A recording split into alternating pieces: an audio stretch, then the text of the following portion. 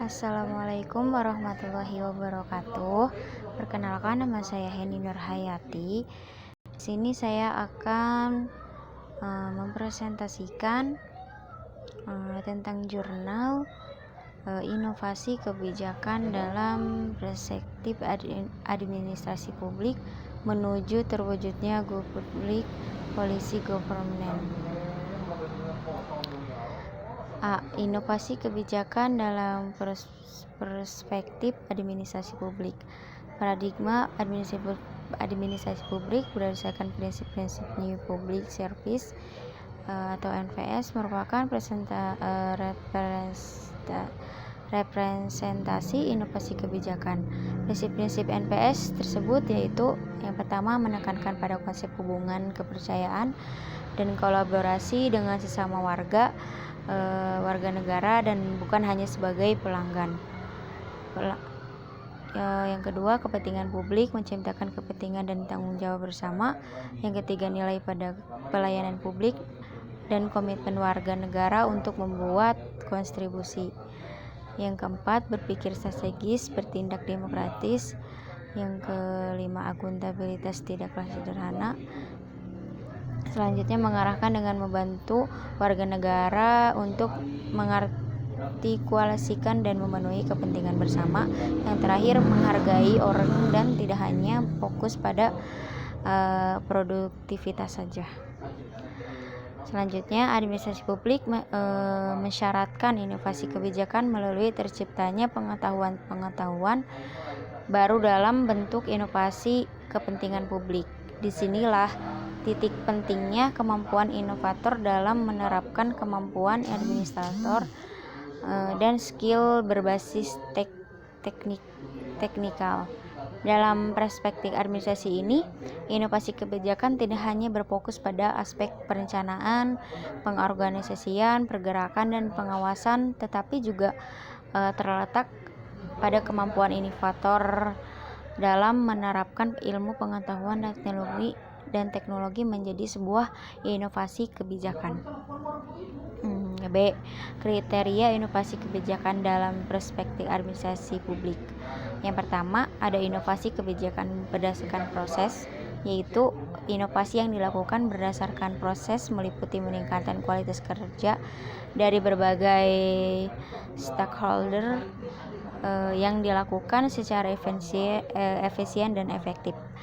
Mekanisme kerja organisasi publik ini cenderung lambat, berbelit-belit, rumit, dirubah ke arah mekanisme yang cepat, tepat, dan produktif. Tujuan dari inovasi proses adalah masyarakat mendapatkan pelayanan sesuai dengan standar pelayanan yang diharapkan. Yang kedua, inovasi berdasarkan metode. Metode ini dilakukan berdasarkan model dan strategi kebijakan yang baru. Perubahan metode lama ke arah yang metode baru dimaksudkan agar dapat dicapai tujuan yang lebih optimal. Selanjutnya, inovasi kebijakan berdasarkan produk.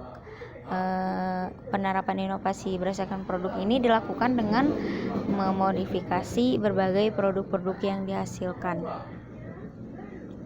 Selanjutnya, inovasi kebijakan berdasarkan konsep.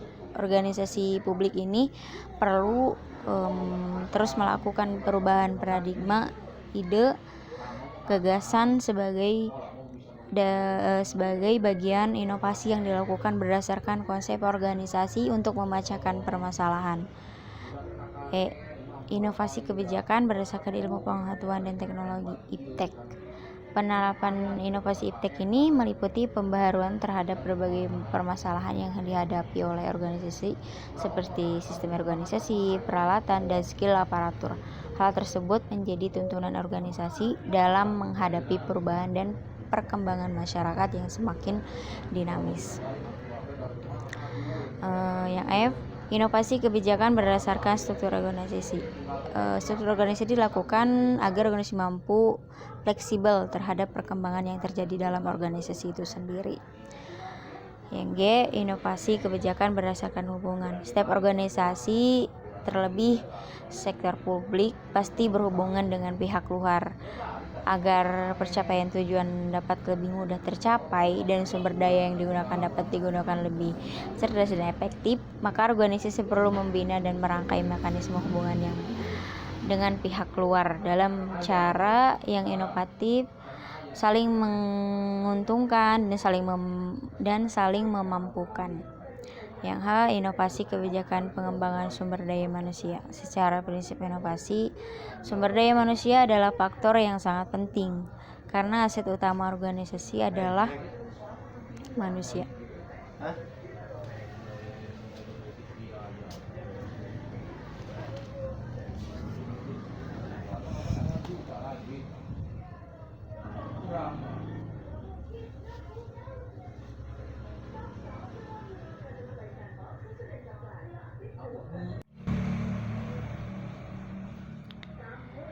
Baik, dilanjutkan kembali.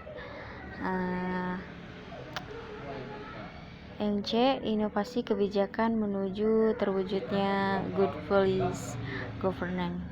Dalam upaya ini, daya inovasi kebijakan dianalisis berdasarkan 4 karakteristik inovasi kebijakan sebagaimana dikemukakan oleh Peggy Navarro tahun 2016, yaitu yang pertama jenis dukungan. Good public policy governance ini akan dicapai melalui penerapan inovasi kebijakan yang dilakukan melalui kerjasama antar pejabat pemerintah dari semua level dan tingkatan dengan aktor non pemerintah dengan tujuan untuk mencapai perubahan dalam proses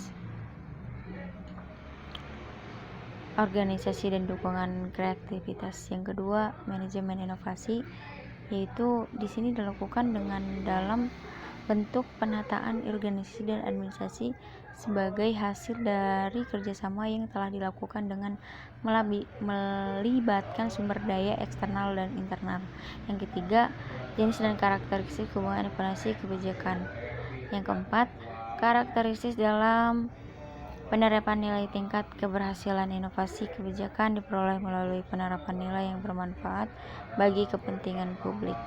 Kesimpulannya yaitu tata kelola kebijakan publik inovatif ini mensyaratkan kontribusi dalam memberikan pengetahuan-pengetahuan baru dan bermanfaat bagi kepentingan publik.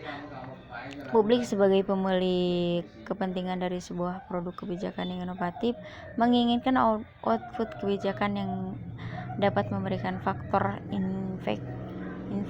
faktor dampak yang terukur dari berorientasi pada pemecahan permasalahan publik. Simplifikasi inovasi kebijakan adalah kebijakan yang mendorong dampak daya saing dan memberikan manfaat bagi kepentingan publik. Sekian presentasi saya. Kurang lebihnya mohon maaf. Assalamualaikum warahmatullahi wabarakatuh.